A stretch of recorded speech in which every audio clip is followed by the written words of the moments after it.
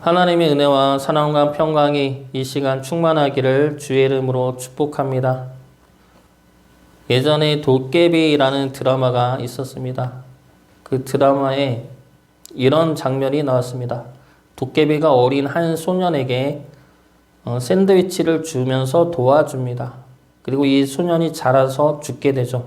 그리고 죽어서 도깨비를 다시 만납니다. 그때 도깨비가 이 소년을 칭찬합니다. 변호사가 되어서 어려운 사람도 많이 도와주었다고. 그러자 이 소년이 이렇게 말합니다. 그때 주신 샌드위치 값을 갚고 싶어서요. 그리고 저는 다른 선택이 없었어요. 계신 걸 알아버려서요. 이에 도깨비가 이런 대답을 합니다. 나는 수천의 사람들에게 샌드위치를 건넸다. 허나 그대처럼 나아가는 이는 드물다. 보통의 사람은 그 기적의 순간에 멈춰서서 한 번 더 도와달라고 하지. 당신이 있는 거 다 안다고. 마치 기적을 맡겨놓은 것처럼. 이 장면은 믿는 우리들에게도 똑같이 적용이 되는 장면입니다. 우리는 하나님의 사랑을 받았죠. 하나님의 놀라운 은혜도 체험을 했습니다. 그러면 어떻게 해야 합니까? 하나님이 계신 것을 알았으니 하나님의 뜻대로 살아가야 하는데 그렇지 못할 때가 많았습니다. 도깨비가 이야기했던 것처럼 나아가지 않고 은혜의 순간에 멈춰 서서 은혜만 구하고 사랑만 구할 때가 있다는 겁니다. 출애굽한 이스라엘 1세대가 그러했습니다. 하나님의 구원의 능력을 보고 인도하심의 은혜를 경험했죠. 만나를 체험했고 반석에서 나오는 물도 맛보았습니다. 그러면 어떻게 합니까? 하나님의 능력과 은혜를 믿고 하나님의 인도하심대로 나아가야 하죠. 그러나 출애굽한 이스라엘 1세대는 그 능력과 은혜 안에서만 머물렀습니다. 그래서 하나님의 말씀과 능력을 믿고 따라가기보다 지금 내게 필요한 것들만 구하고 불평하고 원망했습니다. 그렇게 하면 하나님이 모든 것을 다 해줄 거라 생각했기 때문이죠. 그러나 그들 속에서도 하나님의 뜻을 알고 그 뜻을 따라 담대히 나아간 자들이 있었습니다. 바로 여호수아와 갈렙이죠. 이들은 하나님의 말씀대로 나아갔던 자들이고 그로 말미암아 출애굽한 1세대 중에서 이들만이 하나님이 약속하신 가나안 땅에 들어갈 수가 있었습니다. 이들의 차이점은 무엇입니까? 이들 모두는 하나님의 구원의 능력과 은혜와 사랑을 보고 체험을 했습니다. 하나님의 말씀 또한 같이 들었던 이들입니다. 그러나 이들이 서로 달랐던 것은 한쪽은 하나님의 은혜에만 머물러 있었고 한쪽은 하나님의 은혜에 감사하여 하나님께 나아갔던 것입니다. 이러한 차이가 하나님의 약속의 땅에 들어가느냐 못하느냐를 만든 것입니다. 우리는 어떻습니까?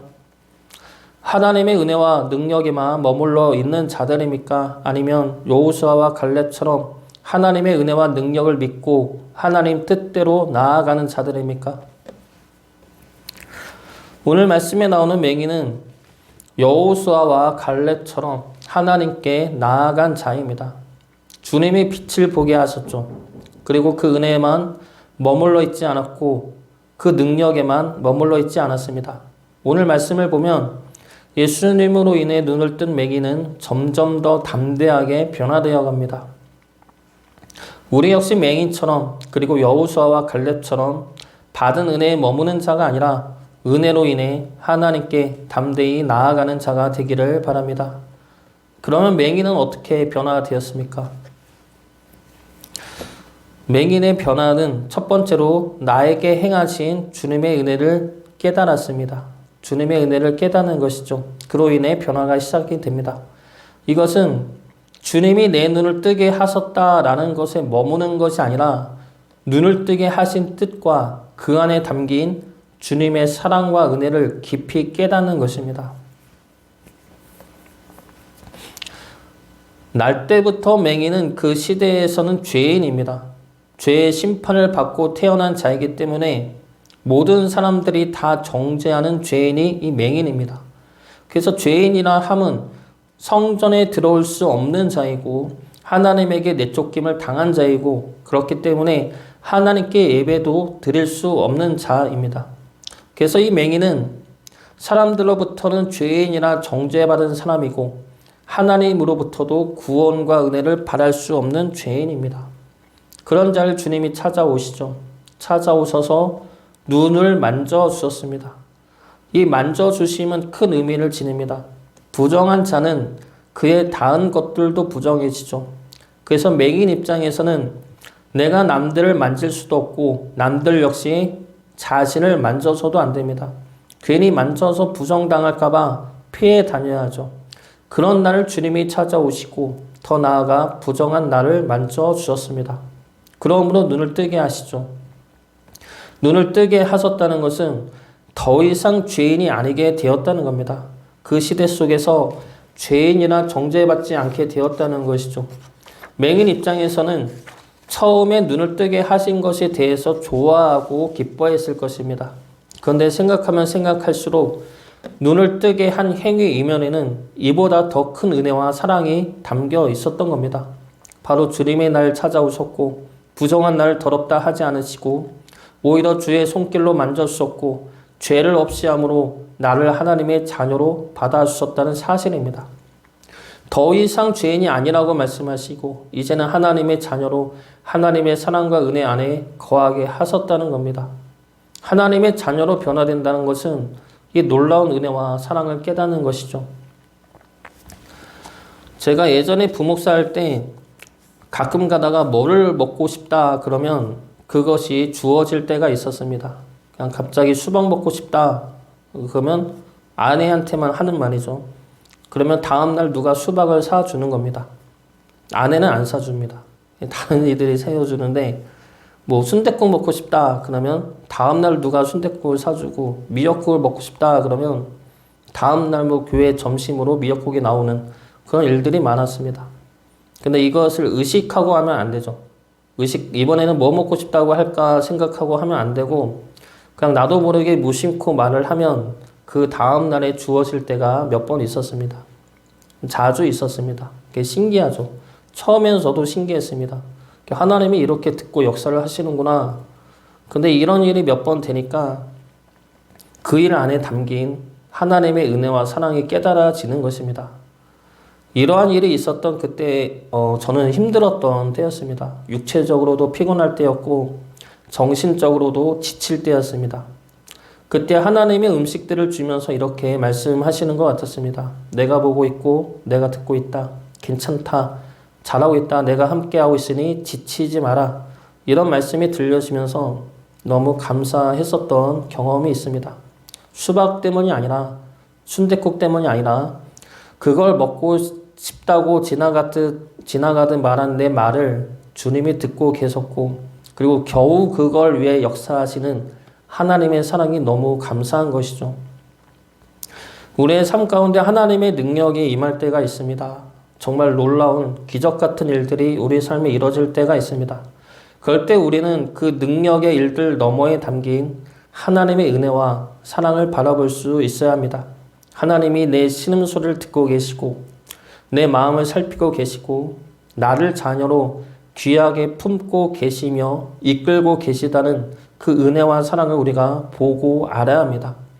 그때 우리는 우리에게 일어난 일들 때문이 아니라 그 일들 안에 담긴 하나님의 은혜와 사랑 때문에 감사하고 기뻐하고 담대할 수 있게 될 것입니다. 그 은혜와 사랑에 진정으로 감사하고 즐거워할 수 있기를 주의 이름으로 축복합니다. 두 번째로 맹인의 변화는 주님은 나의 주님임을 고백하는 것입니다. 주님은 하나님이 나를 위해 보내신 분이라는 고백이 있어야 합니다. 오늘 말씀을 보면 맹인은 이런 고백을 하죠. 처음부터 이러한 고백을 하지는 않았습니다. 그렇지만 점점 담대하게 고백해 나가죠. 그것도 그 당시에 가장 권위 있던 종교 지도자들 앞에서 그들이 반대하는 예수님을 그리스도라 고백합니다. 맹인이 눈을 뜨게 된 것을 알게 된 사람들은 맹인에게 물어봅니다. 예수란 자가 내 눈을 뜨게 해 주었다고 말을 하죠. 그 말을 들은 사람들은 예수가 어디 있느냐 묻지만 맹인 역시 알지 못합니다.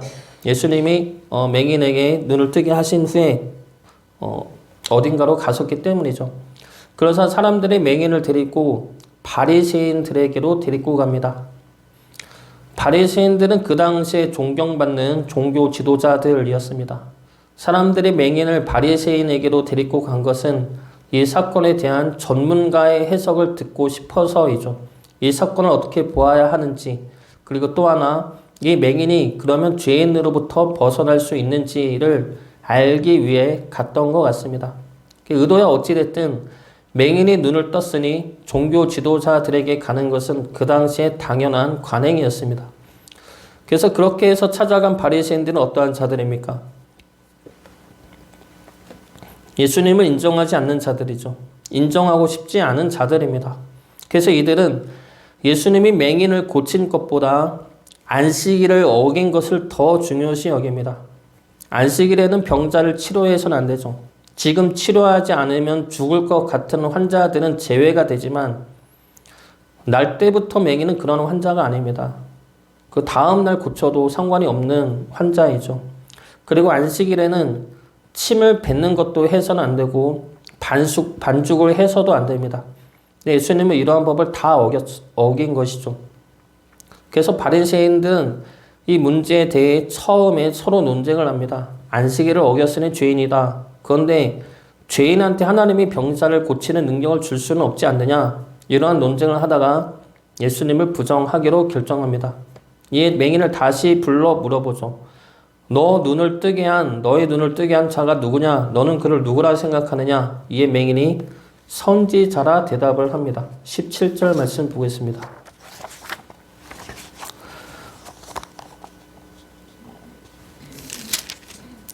이에 맹인 되었던 자에게 다시 묻되 그 사람이 내 눈을 뜨게 하시니 너는 그를 어떠한 사람이라 하느냐? 대답하되 선지자니이다 하니. 선지자라는 이 맹인의 대답은 아직까지 예수님에 대한 인식이 점차 변화되었음을 보여주는 말입니다. 이 맹인은 처음에 예수님을 예수라 하는 그 사람이라 말하죠. 11절 말씀에 11절에 나오는 말씀입니다.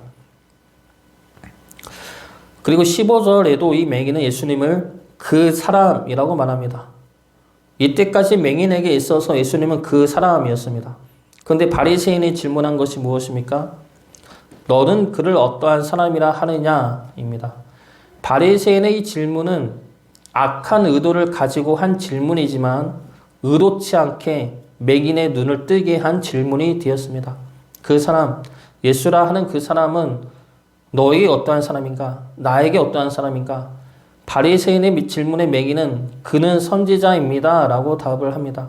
이 고백은 예수님을 그리스도라 고백하는 것은 아니죠. 아직은 아닙니다.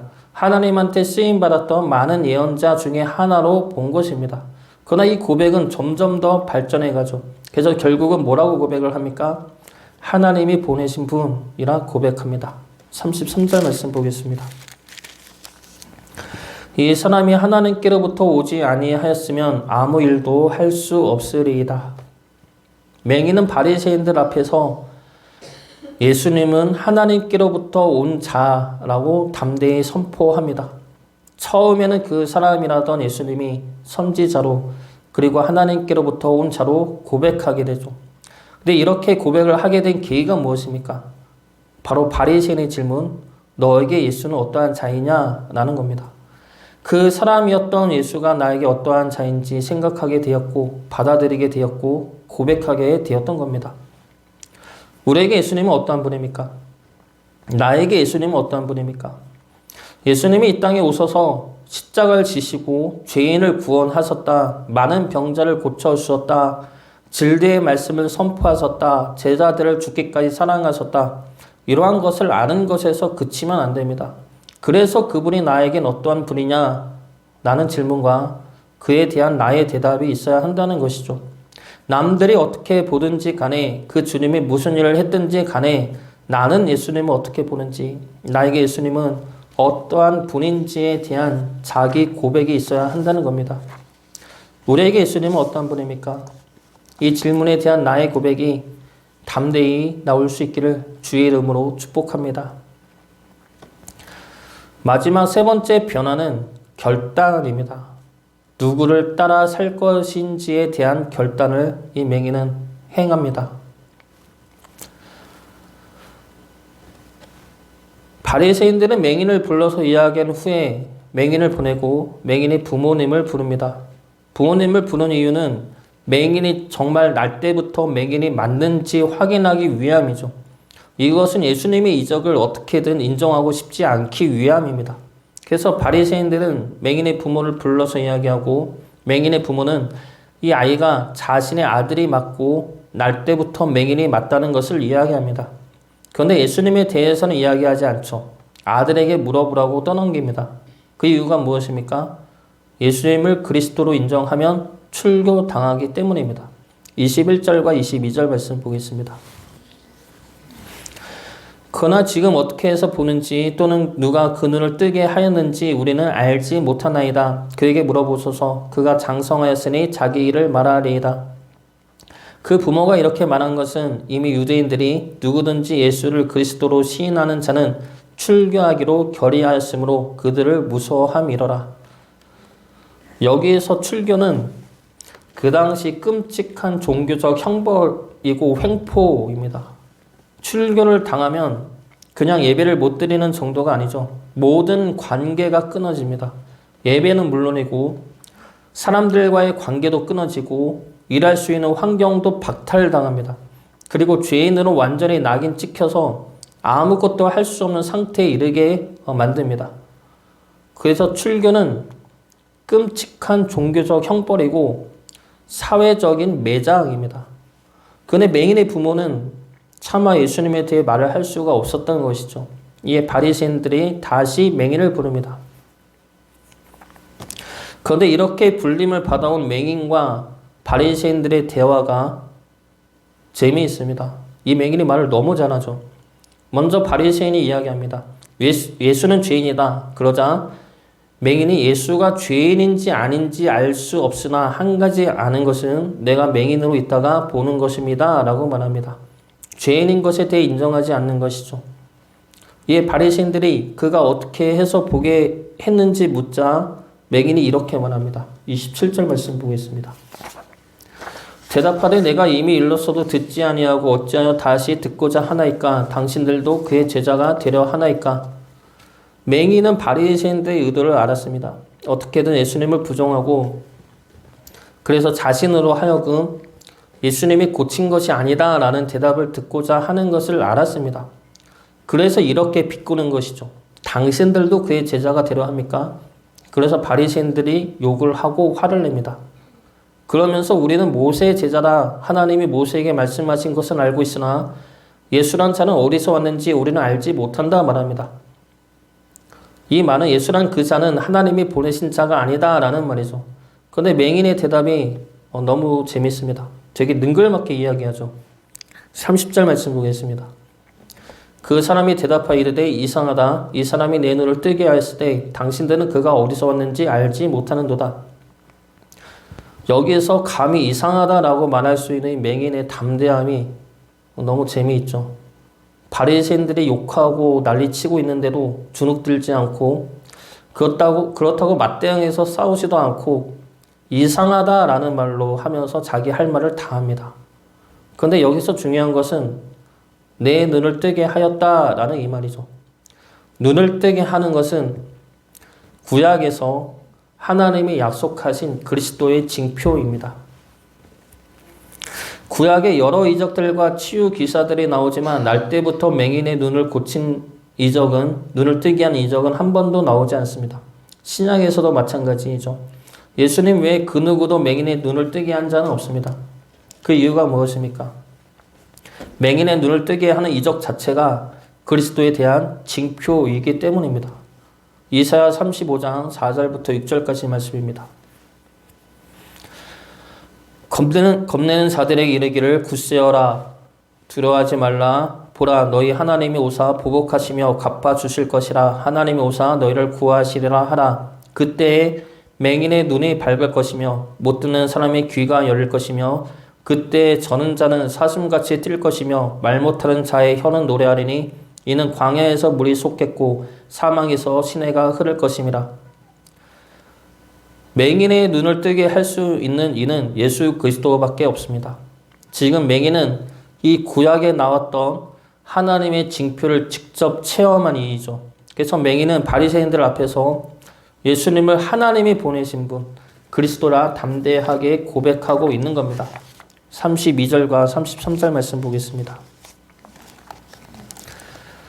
창세 이후로 맹인으로 난 자의 눈을 뜨게 하였다 함을 듣지 못하였으니 이 사람이 하나님께로부터 오지 아니하였으면 아무 일도 할 수 없으리이다. 맹인은 분명하고 담대하게 예수님을 성경에서 말씀한 그리스도라 고백하고 있는 겁니다. 그런데 이 고백을 지금 누구 앞에서 하고 있습니까? 예수님을 그리스도라 하는 이들을 출교시키는 바리새인들 앞에서 하고 있습니다. 예수님을 그리스도라 하면 모든 관계가 끊어질 것임을 알고 하는 말인 것입니다. 맹인은 이 모든 것들을 알고 있죠. 그럼에도 불구하고 예수님은 그리스도라 고백하고 있는 겁니다. 이것은 내가 어떠한 불이익과 불합리한 처우를 받는다 하더라도, 그로 인해 내가 어떤 고난을 당한다 하더라도 예수님은 나의 주님임을 포기하지 않겠다는 결단이죠. 맹인은 지금 이 결단의 자리까지 와 있는 것입니다. 우리의 삶 역시 이러한 결단이 있어야 할 것입니다. 내가 어떠한 일을 당한다 하더라도, 내가 어떤 고난을 당한다 하더라도 주님은 나의 그리스도 되십니다. 주님은 나를 구원하는 그리스도 되시며 나를 빛으로 인도하시는 주님이십니다. 주님만이 나를 온전히 사랑하시며 주님만이 나를 완전케 하십니다. 그러므로 나는 주님을 따라가겠습니다. 이러한 고백과 결단이 있어야 할 것입니다. 주님은 우리를 절대 버리지 않으시고 우리를 고통 중에 내버려 두지 않으십니다. 우리 보기에 어둠 같은 날도, 절망스러운 환난 같은 날도 있겠지만 지나고 보면 주님은 그 속에서도 우리와 함께 하셨습니다. 주님이 우리를 아시죠. 우리를 온전히 아시고 참된 길로 늘 이끄시는 주님을 사랑하시어 주님을 따라 믿음으로 살아가는 주의 자녀 되시기를 주의 이름으로 축복합니다.